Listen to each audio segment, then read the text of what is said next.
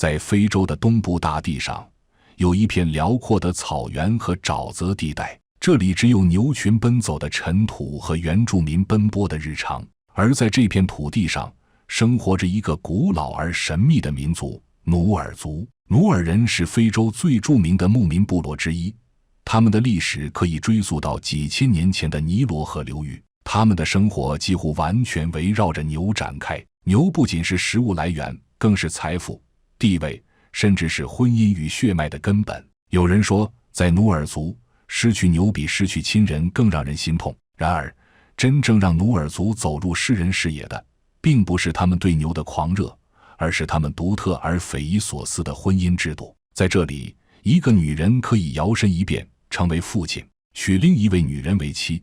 在这里，一个寡妇会被要求改嫁给亡夫的弟弟，只为了延续家族的血脉。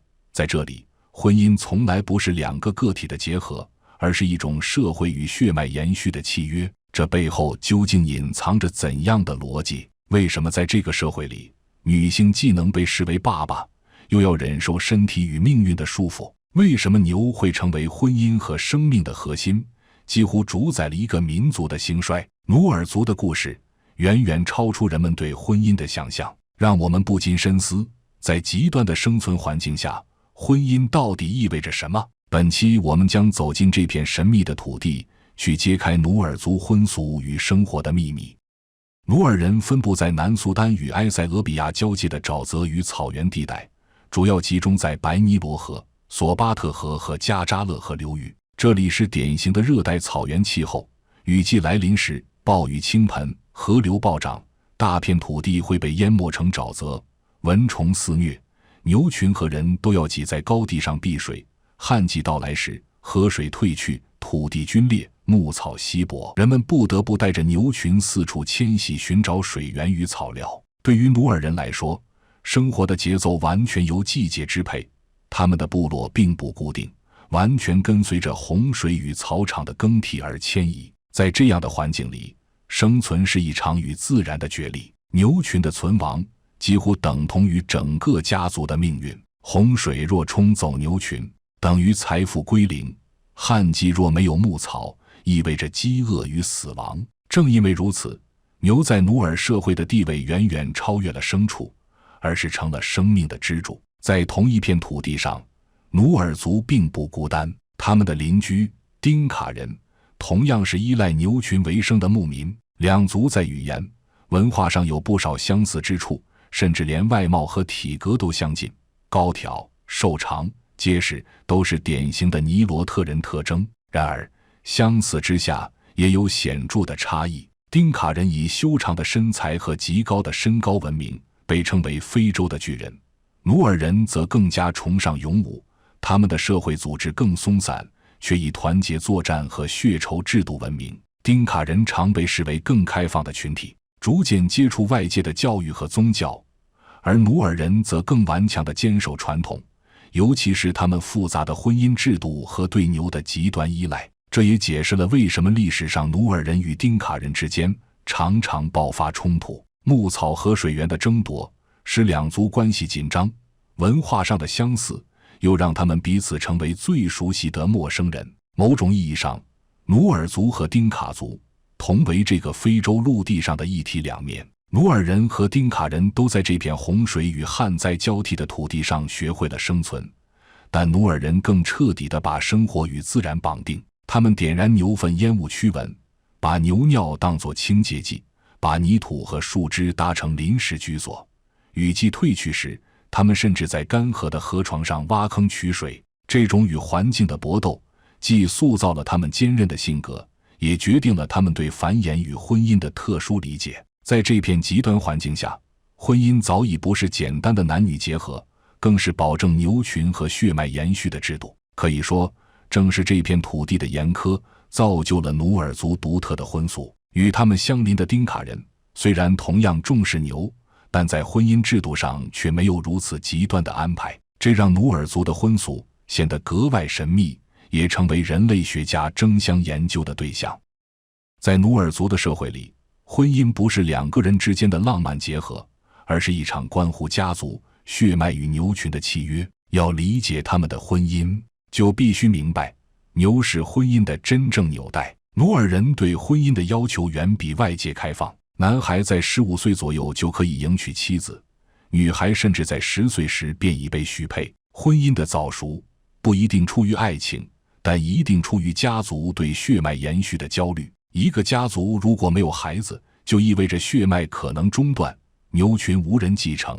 因此，婚姻在努尔社会中几乎是全民义务，男女一旦达到年龄，就必须进入婚姻，否则不仅会遭受耻笑，还会被认为对祖先不敬。在努尔族，婚姻谈判的核心是彩礼，男方必须用牛来支付，牛的数量决定了婚姻是否成立。一桩婚姻通常需要支付几头牛，对努尔人来说，没有牛就没有婚姻。一个男子若没有足够的牛群，就意味着是穷，几乎不可能娶妻。这也解释了为什么年轻男子必须通过战斗或劳动不断积累牛群，只有这样才能换取婚姻与子嗣。彩礼不仅仅是财富的交换，它决定了孩子的归属。在努尔族的观念里，孩子属于支付彩礼牛的家族。换句话说，谁出牛，孩子就算谁的。如果一个男人没有足够的牛，只能通过亲族的帮助来筹集彩礼，那么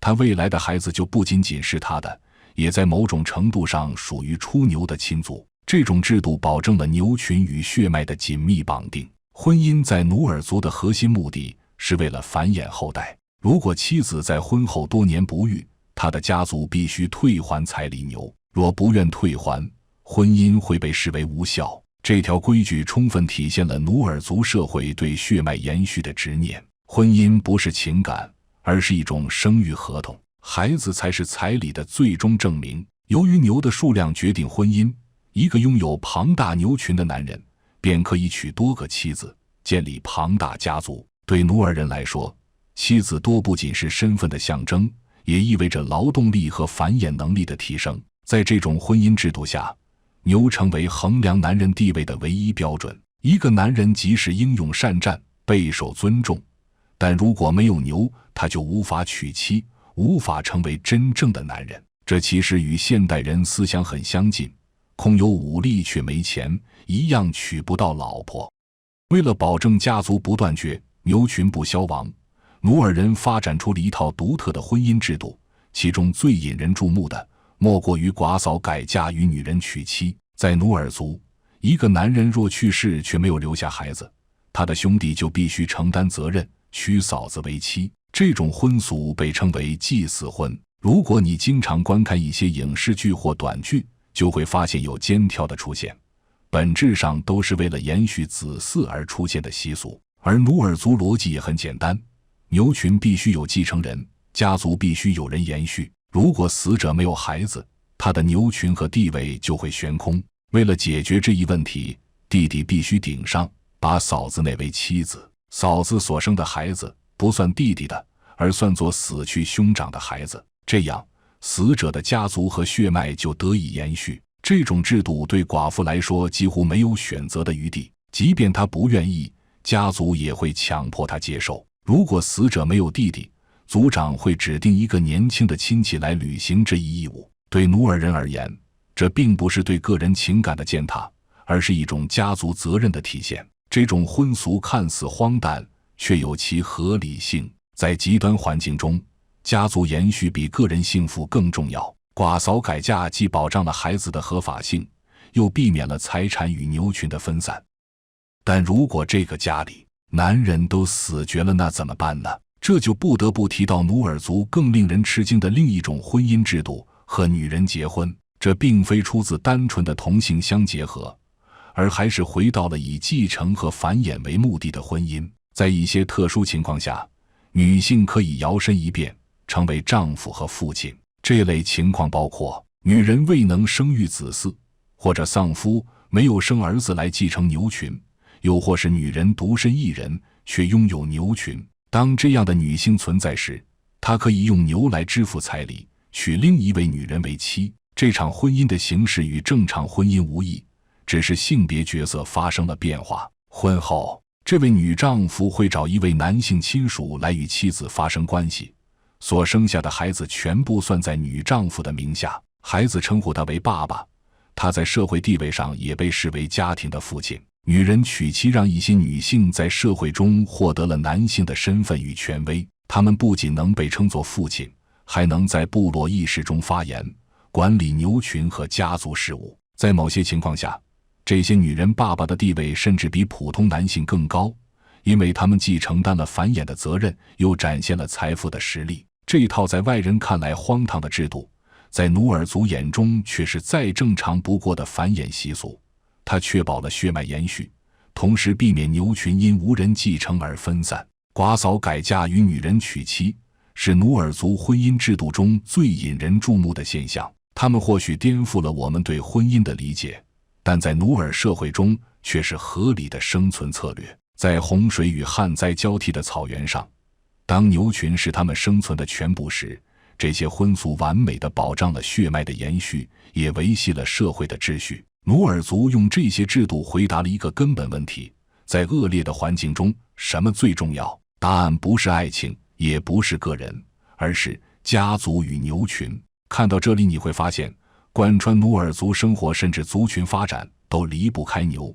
如果说努尔族的灵魂有一个形象，那一定是牛的身影。对他们来说，牛不是牲畜，而是财富、食物、嫁妆、地位，甚至是生命本身。所以牛正是他们文化的核心。在努尔族社会里，牛就是货币，没有钱币，没有银行，但谁家牛群最多，谁就是族里最富有的人。牛不仅代表着财富，更是一种活的存款。当有人结婚、赎罪、赔偿或者需要调解矛盾时，牛就是唯一能被接受的等价物。例如，一桩婚事往往要以几头牛为彩礼，若新娘不育，男方必须将牛退还。若发生杀人事件，家族间的赔偿也是用牛来衡量，一般需支付几十甚至上百头牛才能平息血仇。换句话说，牛在努尔社会中不仅是经济单位，更是社会秩序的保障。努尔人的日常生活几乎离不开牛，牛奶是他们的主食，能直接饮用，也会发酵成酸奶，偶尔也会刺破牛颈动脉取血，去饮用或者煮食，既补充营养又象征勇气。在特殊节日或仪式上会再杀牛，但一般平时舍不得吃。平时会将牛粪晾干后当燃料，用于生火、熏蚊。湿牛粪还可以涂抹在身体或墙壁上。他们甚至会把牛尿当作清洁剂，用来洗澡甚至洗头。这种看似不可思议的习惯，其实是他们与环境搏斗的智慧。在蚊虫肆虐、缺乏燃料的沼泽地里，牛提供的不仅仅是食物，而是全方位的生存保障。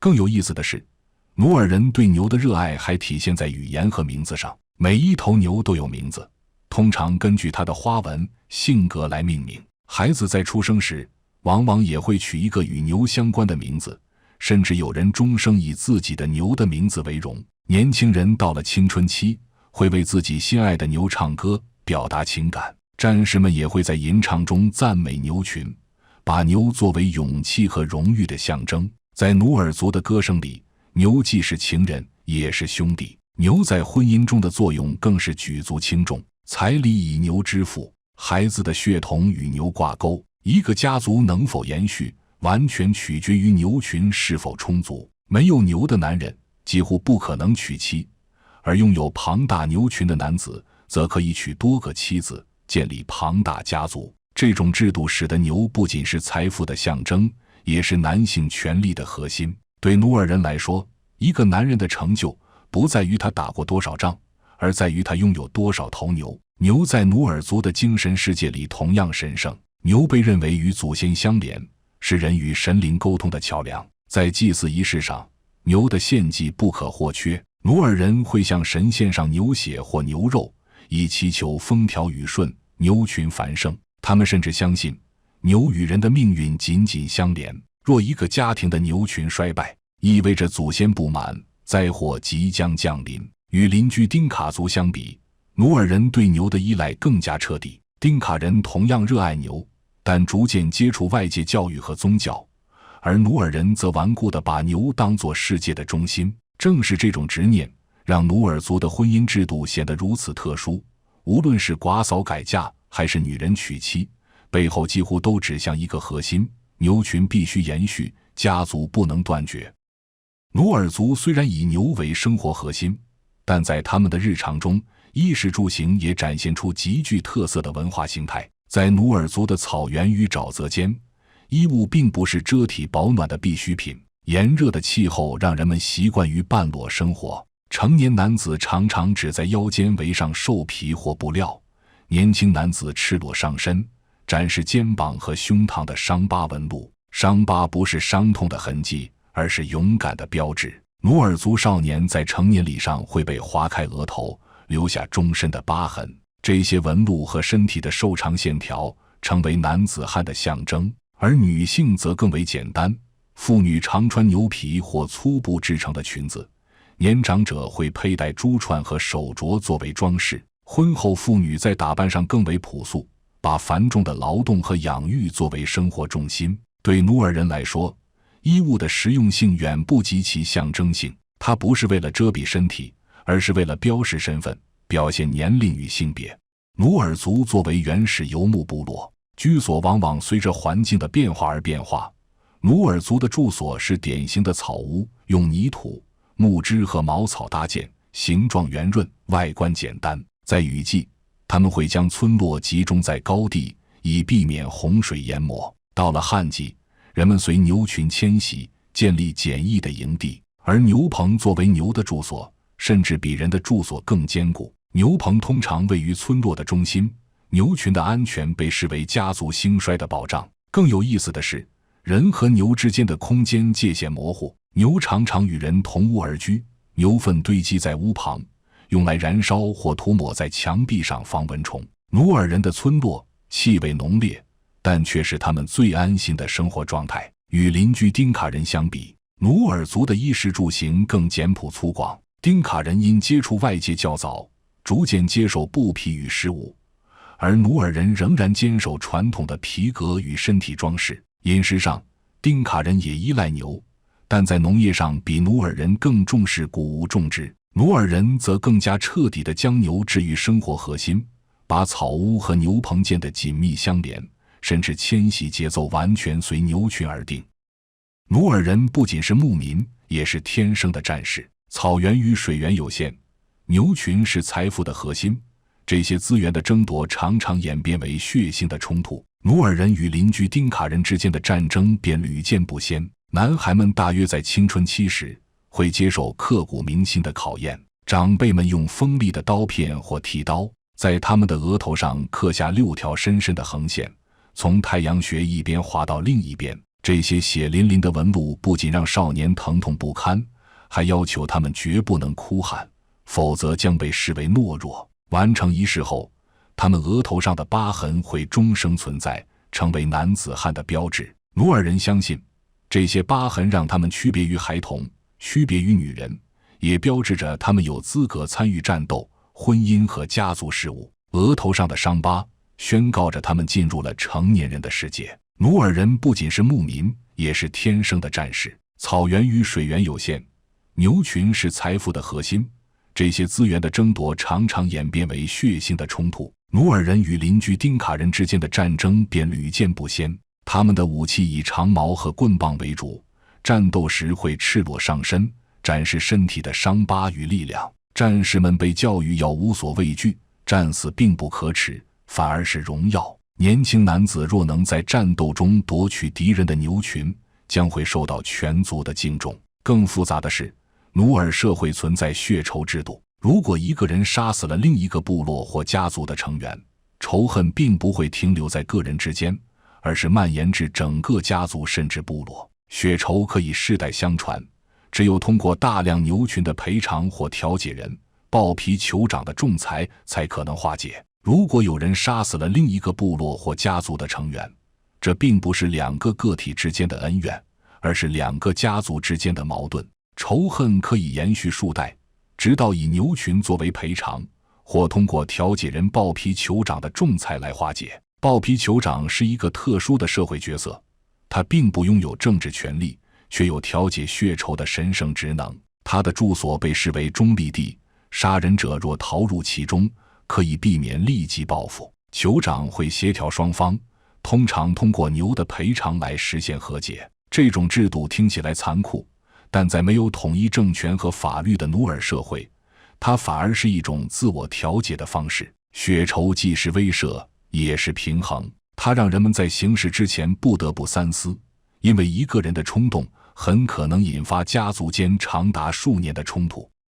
努尔族的各个习俗乍看荒诞，却在其社会逻辑中自洽。他们的存在不是为了满足个人的幸福，而是为了延续家族、保护牛群、维系社会秩序。一些女性在现代教育的影响下，开始质疑生育及责任的婚姻观念，而一些年轻男性则因无力筹集彩礼牛而推迟结婚。这种代际差异让努尔社会处于传统与现代的张力之中，这让我们不得不重新思考婚姻的意义究竟是什么。在现代社会，我们习惯把婚姻视为爱情的归宿，但在努尔草原上，婚姻却是一种社会契约，是抵御环境、维系集体的制度。或许这才是努尔族故事带给我们的最大启示：婚姻从来不是单一的，它是人类社会最复杂、最多样的创造之一。在洪水与旱灾交替的土地上，在牛群与血脉交织的纽带中，